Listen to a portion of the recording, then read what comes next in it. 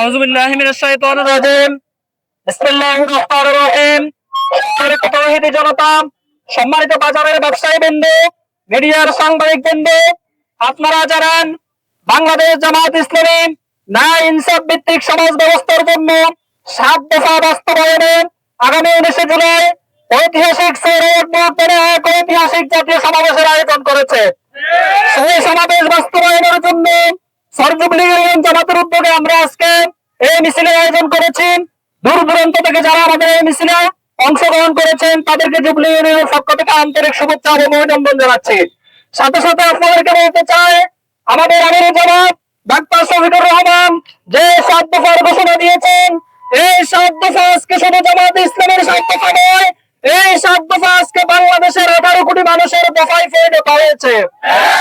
এই দফা পরিণতির জন্য, সেই দফাগুলো বাস্তবায়নের জন্য 19 তারিখের সমাবেশে আপনাদের সবাইকে দলে দলে অংশগ্রহণ করার জন্য আহ্বান জানাচ্ছি।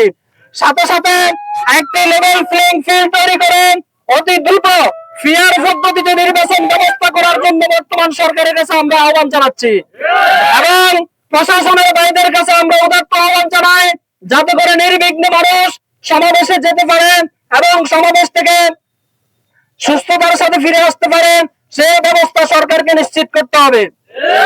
পাশাপাশি চারিদিকে যেভাবে মানুষের জান মালের নিরাপত্তা দেওয়া দরকার, আজকে দেখা যাচ্ছে মানুষ যে অধিকার পাওয়ার কথা ছিল 5 আগস্ট পরবর্তী, সেই অধিকার মানুষ ফিরে পাচ্ছে না।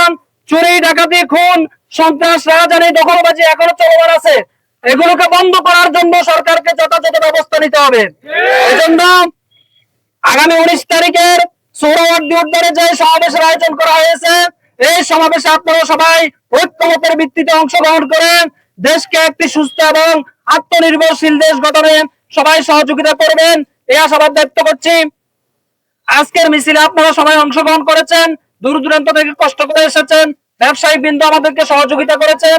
এজন্য সবাইকে বাংলাদেশ জামাত ইসলামের পক্ষ থেকে আন্তরিক ধন্যবাদ এবং মোবারকবাদ জানিয়ে আমি আমার বক্তব্য এখানে শেষ করছি। আসসালামু আলাইকুম ওয়া রাহমাতুল্লাহ।